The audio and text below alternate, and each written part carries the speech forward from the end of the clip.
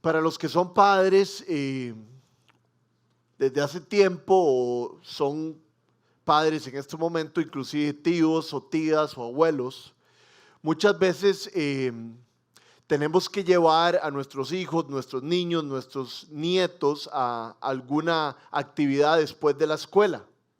Algunos hemos llevado a nuestros niños a natación, a fútbol, a gimnasia, a diferentes cosas.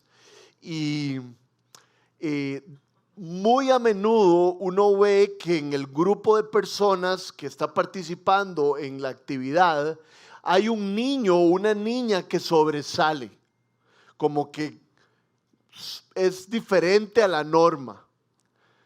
Uno quisiera que ese niño o esa niña fuera el hijo de uno, por supuesto, pero no siempre lo es. Y yo, que soy un poco competitivo, cuando voy a un lugar de esos y veo a alguien que está sobre la norma, empiezo a preguntar: ¿quién es este niño? ¿De dónde salió? ¿Quiénes son sus padres? Y eso es justamente el nombre del sermón del día de hoy. ¿Quién es este niño? Y la idea es que por medio de Gálatas 4, del 4 al 5, vamos a ver 3 principios acerca de este niño que nació en Belén. Y los 3 principios que vamos a ver, las 3 preguntas que vamos a ver son las siguientes. Vamos a contestar la pregunta de ¿cuándo vino este niño?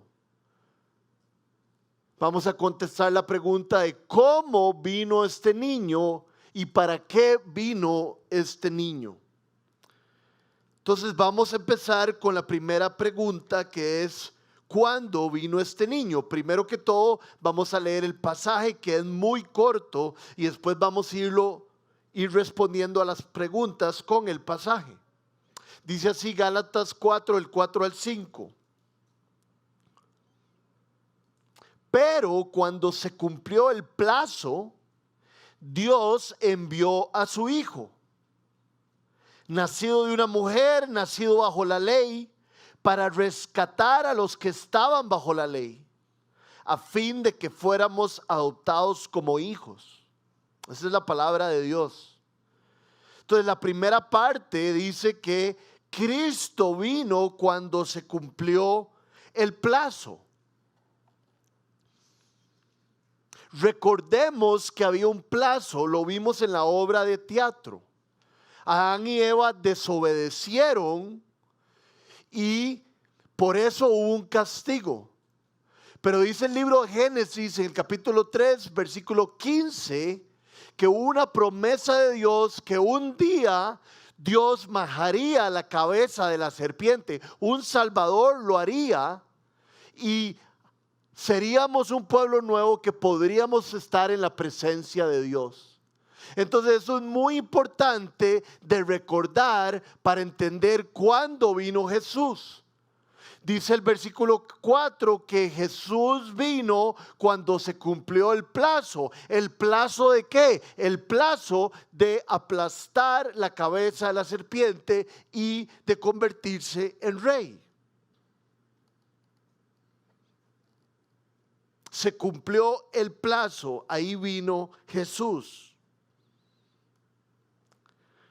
Cuando yo pienso en que se cumplió el plazo, pienso en tal vez todas las personas que fueron al mundial y muchas pidieron prestado para ir al mundial. Ahora tienen un plazo para pagar lo que gastaron, ¿verdad? Muchas personas sacan electrodomésticos de diferentes lugares.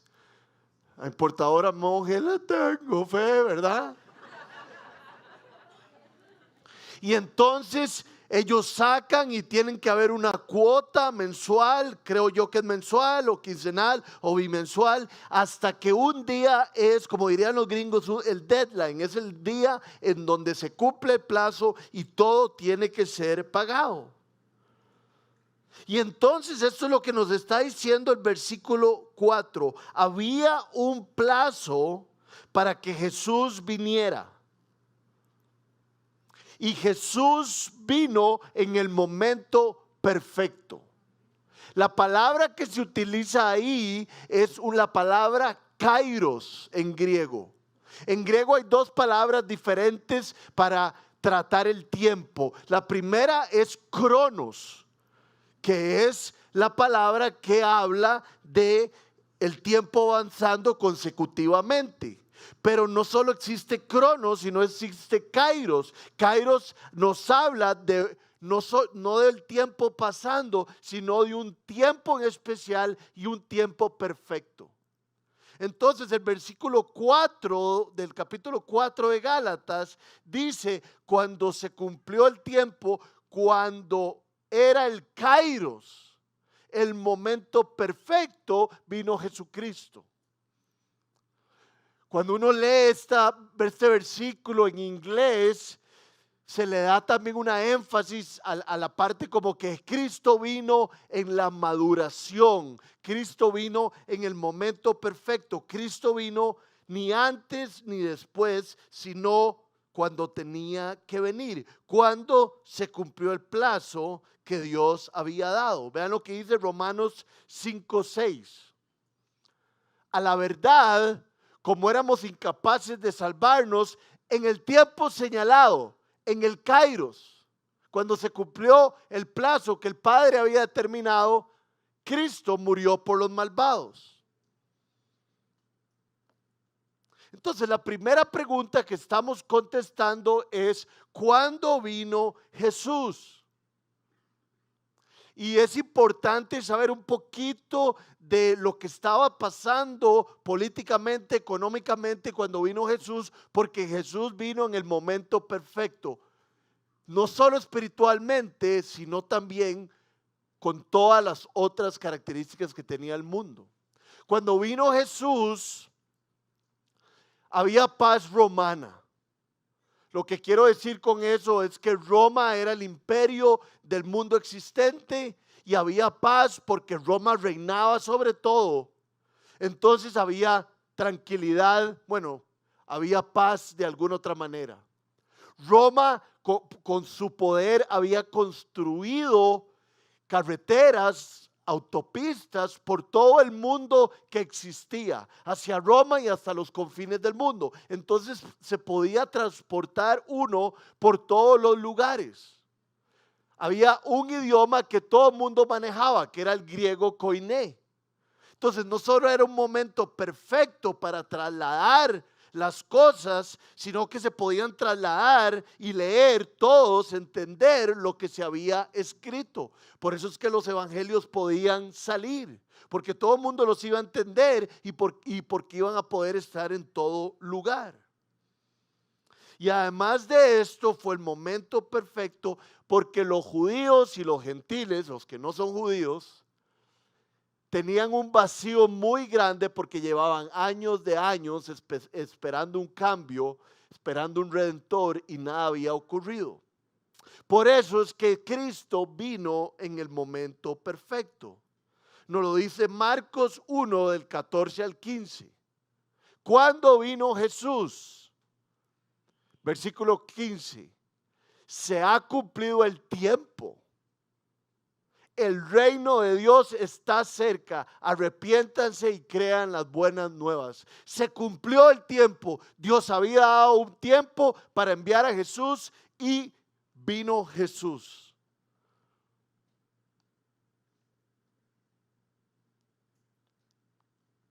¿Cómo vino Jesús? Es la segunda pregunta que debemos de contestar. Gálatas 4:4 en la segunda parte nos dice cómo vino Jesús. Ya sabemos cuándo vino. Leemos otra vez: pero cuando se cumplió el plazo, vino Jesús. ¿Pero cómo vino? Enviado por Dios. Dios envió a su Hijo, nacido de una mujer, nacido bajo la ley. Lo primero que hay que decir es esta parte que habla y dice: Cristo fue enviado por el Padre, nacido de una mujer. Eso nos habla de que Cristo se encarnó, tomó forma de siervo. Juan 1:14 nos habla de eso. Cristo hizo tabernáculo, es la palabra que se utiliza. Y el Verbo se hizo hombre y habitó entre nosotros. Y hemos contemplado su gloria, la gloria que corresponde al Hijo unigénito del Padre, lleno de gracia y verdad. El Verbo se hizo hombre, se encarnó.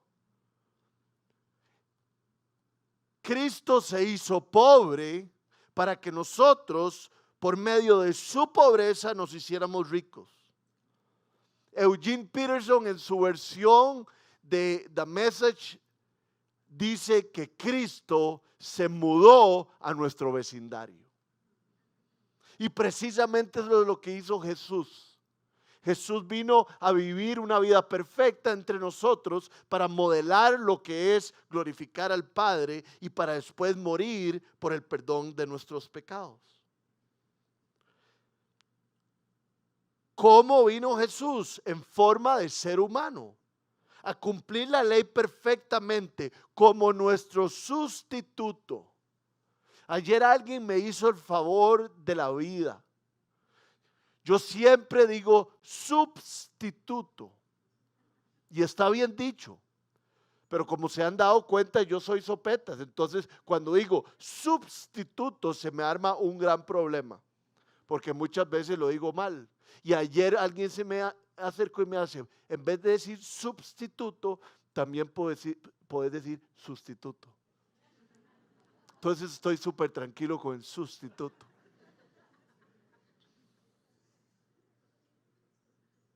Vean lo que dice Romanos 8:3. En efecto, la ley no pudo liberarnos. ¿Qué dice esto? El cumplimiento de los mandamientos no nos liberó porque nadie los pudo cumplir y nadie los va a cumplir perfectamente. ¿Por qué? Porque la naturaleza pecaminosa anuló su poder.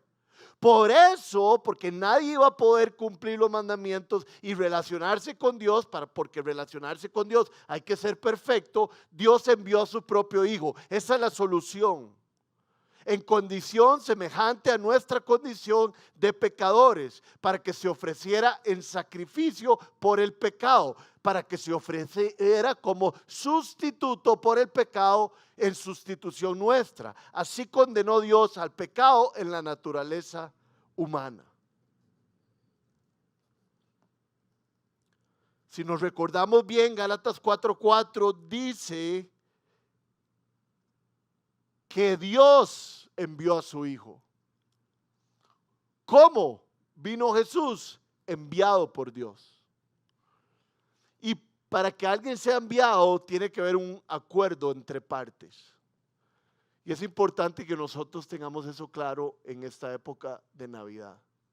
Cristo estuvo dispuesto de ser enviado como nuestro sustituto. Él dijo, sí, yo voy. Ahora en las fotos que pasaron, vimos una foto de Daniel y Emily, que son unos misioneros que salieron de esta iglesia y están en Mongolia, como a -30 en estos días. Y nosotros nos estamos quejando con los vientos alisios, ¿verdad? Y ellos fueron enviados por esta iglesia porque esta iglesia cree en llevar el evangelio a los confines de la tierra, pero creo que los que más creían en llevar el evangelio a los confines de la tierra eran ellos, porque ellos fueron los que se fueron. Y ellos se fueron por su corazón, por los perdidos.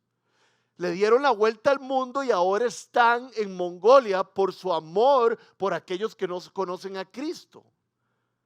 Esto fue lo que ocurrió con Cristo de una manera a los trillones.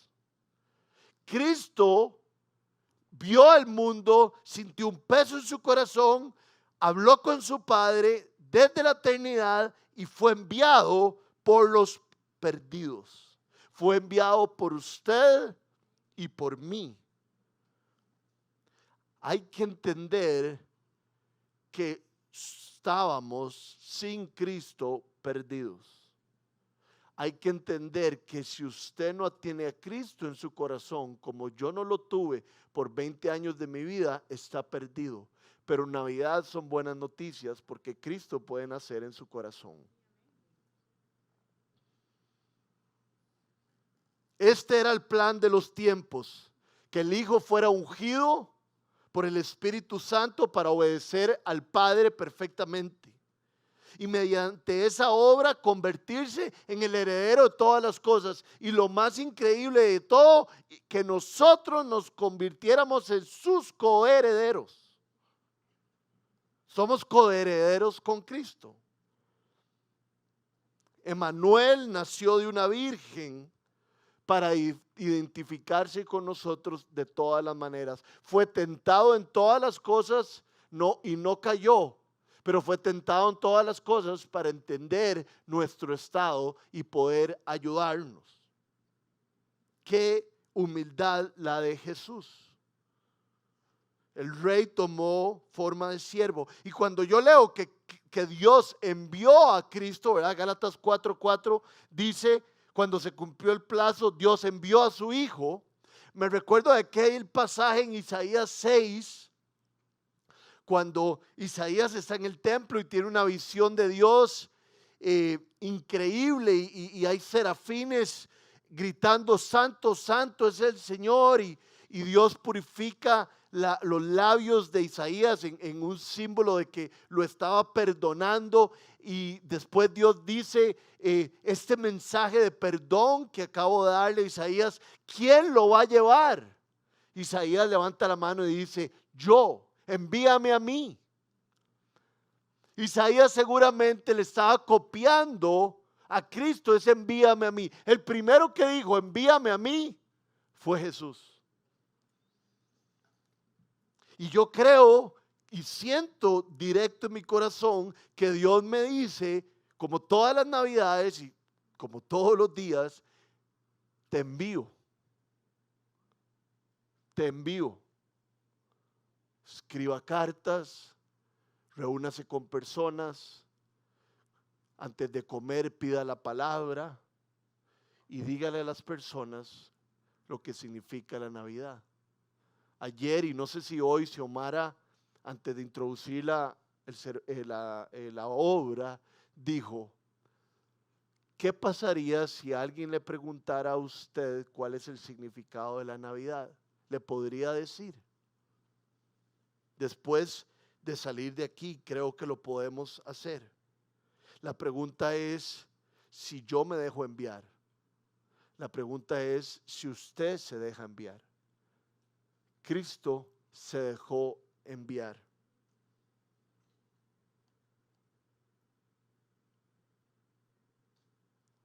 ¿Quién es este niño? El Mesías enviado por Dios. El Mesías dispuesto. Dios lo envió y vino a morir. Nació para morir. No hay crucifixión sin encarnación. No hay resurrección sin Navidad. Tan importante es lo que estamos celebrando. Y esto lo acabo de pensar ahora, pero por eso es que es tan importante enseñarle a nuestros niños y a nosotros mismos. No quiero caerle mal a nadie, que Santa Claus arruina la Navidad. Porque la Navidad se trata de el que fue enviado. Esto no se trata que vamos a ir a Multiplaza y le vamos a dar un patadón a Santa Claus. O vamos a arruinar la Navidad de otra gente. Pero nosotros tenemos que tener muy claro lo que estamos celebrando y contárselo a la gente. Sí, Santa es un bichillo buena gente, pero yo te tengo que presentar al más buena gente de todos.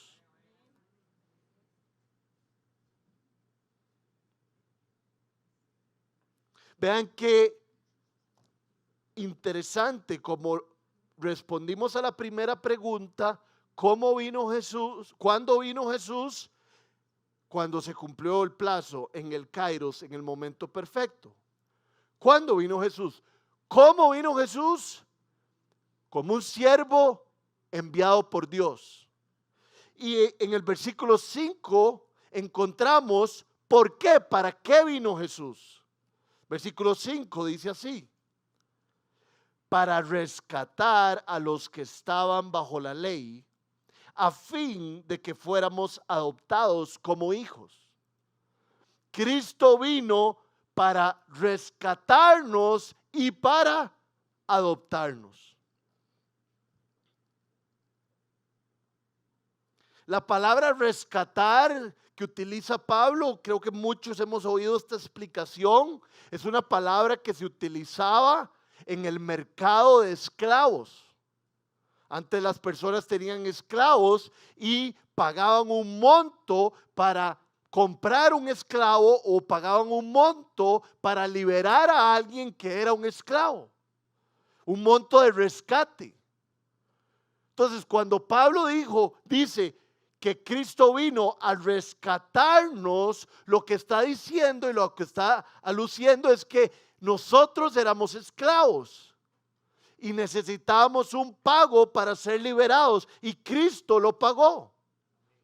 Esto a mí me recuerda la cena del Señor, ¿verdad? Tiene todos esos elementos. El pan es quebrado. Es muy importante comerlo, pero es mucho más importante el hecho que es quebrado, porque simboliza que Jesús fue castigado y quebrado en nuestro lugar. Y el jugo de uva representa la sangre de Jesús que nos limpia de todo pecado.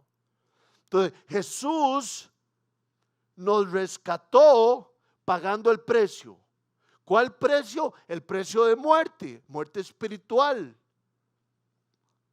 y muerte eterna. Jesucristo vino a nuestro lugar. Jesucristo pagó el rescate, siendo Él el rescate. Vean cómo lo dice 1 Corintios 5:7. Desháganse de la vieja levadura para que sean masa nueva, panes sin levadura como lo son en realidad. Pero lo que más me interesa es esta parte, porque Cristo, nuestro Cordero Pascual, ya ha sido sacrificado.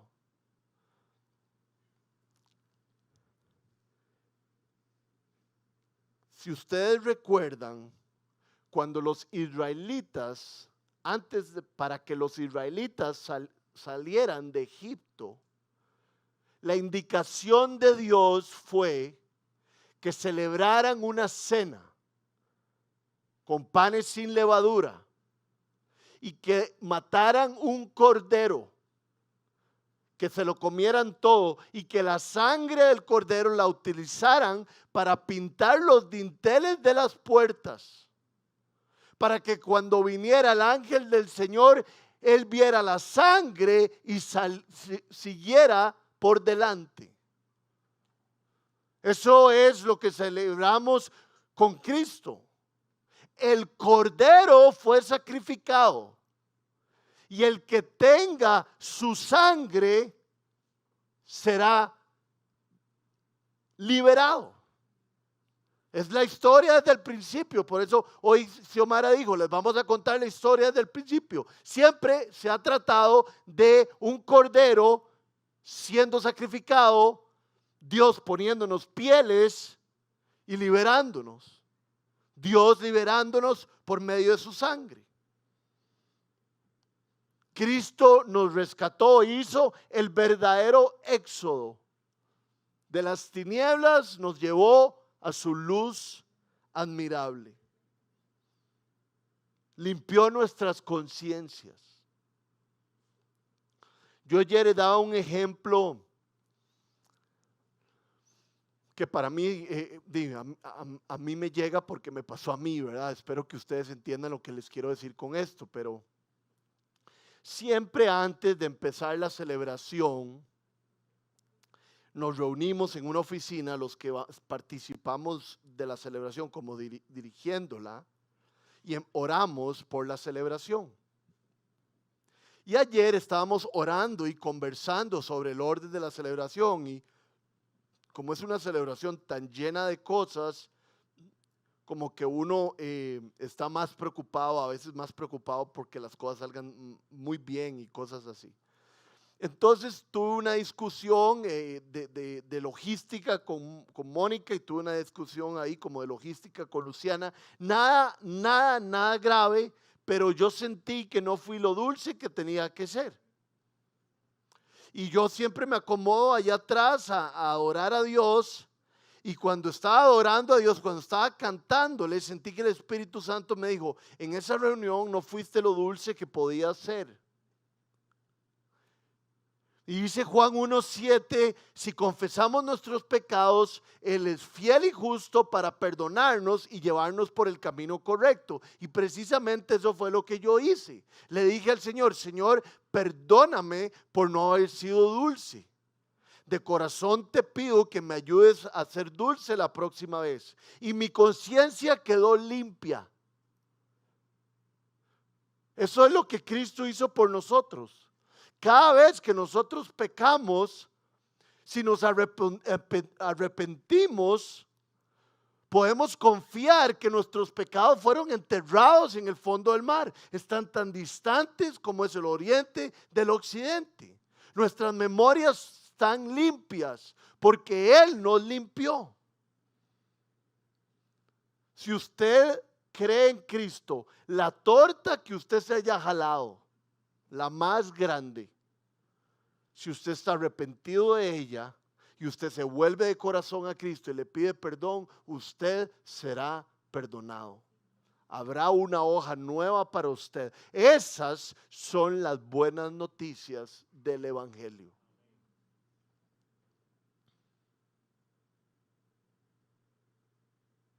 Son buenas noticias para ustedes. Pueden ser buenas noticias para el que nunca ha creído en Cristo y está hoy aquí escuchando el significado de la Navidad por primera vez. Entréguele su vida a Cristo. No se espere más. Solo tiene que hablar con Él en el lugar que usted escoja y decirle de corazón: Jesús, así como naciste para morir por mí, para sustituirme, yo quiero entregarte mi vida, confío en ti, quiero que me des una vida nueva. Eso fue lo que yo hice, eso fue lo que muchos de nosotros hemos hecho, y Cristo ha cambiado nuestras vidas. No es que no tenemos problemas, no es que ya no vivimos en el mundo, pero ahora tenemos una esperanza a donde vamos y tenemos a alguien que nos ayuda a vivir. En 1999, pareciera que fue hace demasiado poco, ¿verdad? Cuando yo digo 1999, ¿no les parece como hace como una vuelta? Y es un montón, ya estamos en 2022. Que por cierto, Argentina quedó campeón.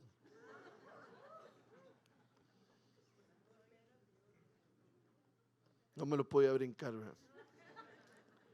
En 1999, un pastor luterano, eso quiere decir simplemente un pastor de la denominación luterana, así como podríamos decir un pastor bautista o lo que sea, dijo lo siguiente. Él empezó a decir que el pesebre debería ser el símbolo del cristianismo, porque la cruz era como muy fuerte. No es tan invitadora, decía este señor. No es tan invitadora como el bebé durmiendo en un pesebre. Pero sabemos que sin Pascua no hay resurrección. Sin crucifixión no hay gloria. Entonces el simbolismo del cristianismo, dice Philip Ryken, no es paja y un pesebre, sino son madera, clavos y sangre.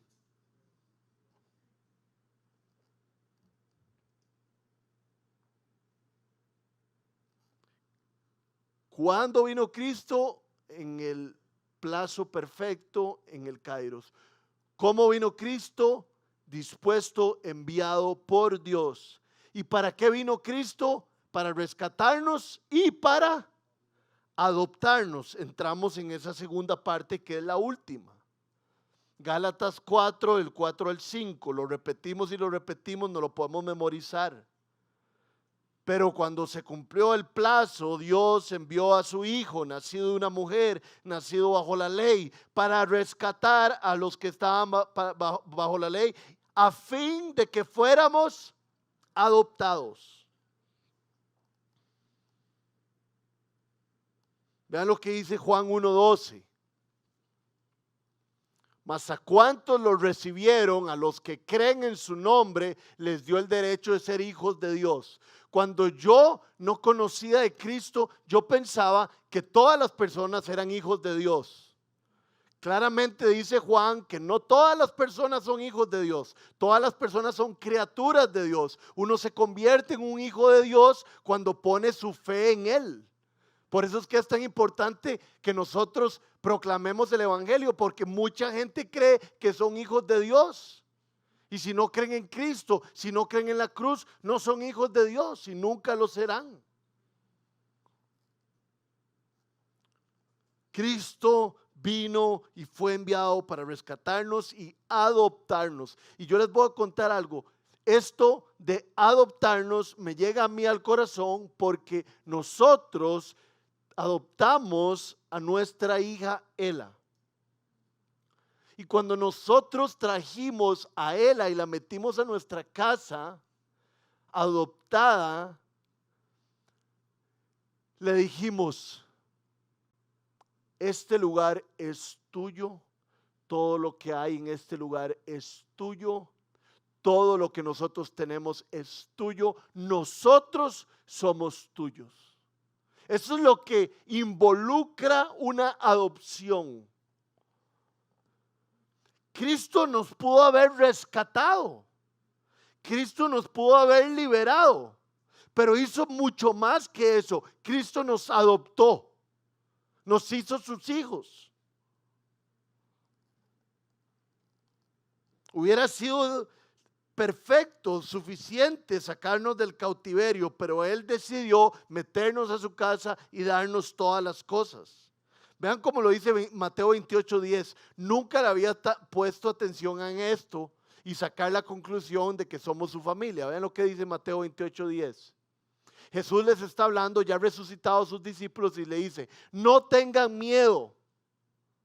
Vayan a decirle a mis hermanos que se dirijan a Galilea y allí me verán. Vayan a decirle ¿a quién? Cristo los llama hermanos, porque son hijos de su Padre. Cristo nos llama a nosotros hermanos, porque hemos sido adoptados por su Padre. Adopción es mucho mayor que redención. Yo no sé cuántos de ustedes vieron una película. La película no se llamaba Big Mike, pero había todos la dieron, que salía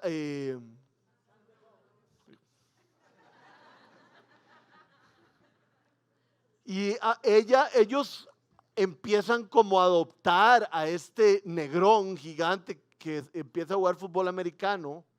Pero al principio él no se ubicaba, al principio como que él tenía toda la ropita junta y todos los días iba de esa casa como sin pensar que podía volver. Por muchísimo tiempo él no se sintió en su casa, y entonces Sandra Bullock, como dicen ustedes, y su familia un día lo sentaron y le tuvieron que hablar. Y le dijeron: si usted va a ser adoptado por nosotros, no tiene que preocuparse de venir o de irse. No, este lugar es suyo. Y eso es lo que Dios nos quiere transmitir. Todo lo mío es de ustedes. No tengan miedo, porque yo voy con ustedes. Vean lo que dice Gálatas 4:7. Esto es para usted. Esto es para el que quiera poner su vida en Cristo. Esto será una realidad. Así que ya no eres esclavo. Entonces, ¿qué soy? Hijo. Y como eres hijo, Dios te ha hecho también heredero. ¿Heredero de qué? De la vida eterna.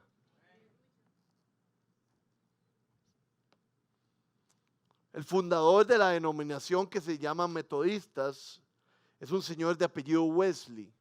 John Wesley y su hermano Charles, que escribía muchos himnos, fueron los fundadores de eso, y ellos eran parte de un grupo de eruditos que se reunían todas las semanas en aquel tiempo. No me acuerdo bien, me puedo equivocar, no sé si era en el siglo XVI o el siglo XVII, en Oxford, y se reunían para hablar de teología, y se reunían para darle de comer a los pobres, y se reunían para predicar en las calles. En aquel momento era muy dado predicar en las calles. Pero Wesley en algún momento, cuando puso su vida en Jesús, se dio cuenta que vivió muchísimos años hablando de Dios, predicando en las calles, regalándole comida a los pobres, pero él no tenía fe en Cristo, él no le había entregado su vida a Jesús. De hecho, sus palabras fueron estas: tenía la fe de un sirviente, no de un hijo. Y eso nos puede haber pasado a todos nosotros. Algunos de nosotros creemos que para que Dios nos ame, debemos de servirlo. Nosotros servimos a Dios porque Él nos ama.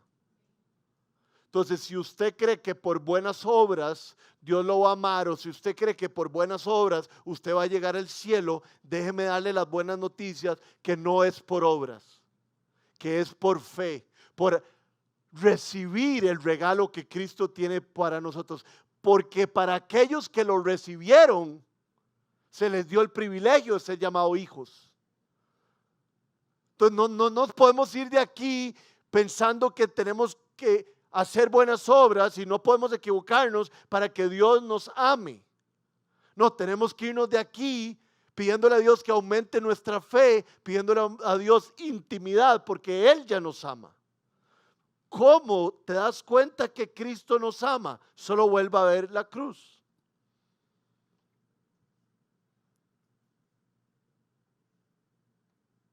El Espíritu Santo nos da la experiencia de ser sus hijos. Aquí tenemos una frase que quiero compartir con ustedes acerca de la intimidad con Dios. Un hijo debería vivir en libertad de intimidad confidencial. Vean cómo pone tres palabras de peso que son casi las mismas, pero se van abultando para hacerlo más poderoso. Un hijo debería vivir en libertad de intimidad confidencial con el Padre. Y eso nos lo deberíamos preguntar hoy. ¿Vivo yo en libertad de intimidad y confidencialidad con el Padre?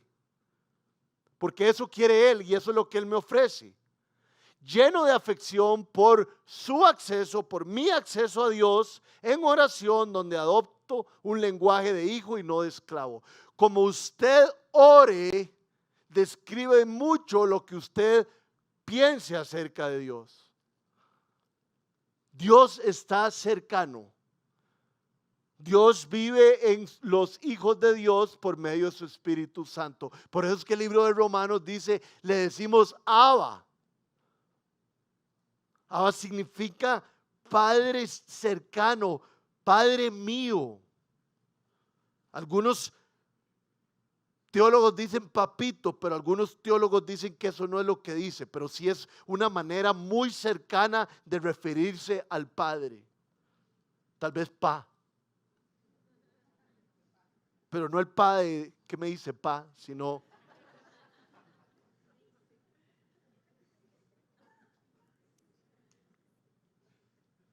entonces, a partir de hoy, para muchos hasta nuestro lenguaje de la oración puede cambiar cuando entendemos que nosotros por Cristo tenemos acceso al Padre. Y que el Padre nos recibe en cualquier momento y no necesita palabras pomposas ni religiosas, sino necesita lo que hay en nuestro corazón. Para terminar de responder, creo que ya terminamos, ¿por qué y para qué vino Cristo? Para rescatarnos y adoptarnos. Quiero leerles una frase muy famosa dicen que el último de los puritanos, J.I. Packer, que responde la pregunta más importante de todas. Para ustedes, para mí y para todas las personas que están a nuestro alrededor. Y respondiendo a esta pregunta, nos vamos a dar cuenta cómo necesitamos compartir las buenas nuevas. Entonces la pregunta es, ¿cómo sé si estoy en Cristo? ¿Cómo sé si soy cristiano? Vean lo que responde J.I. Packer. Si quieres saber que también una persona conoce el cristianismo y lo entiende, averigua cuánto de su pensamiento es que Dios es su padre y él o ella su hija. Si usted quiere entender si alguien tiene claro el evangelio, tener claro el evangelio es saber que Dios es mi papá. Entonces, en Navidad celebramos el nacimiento del Rey. ¿Cuándo vino? ¿Cómo vino? ¿Y para qué vino? Vino en el momento indicado. Vino enviado por el Padre, dispuesto a rescatarnos y adoptarnos.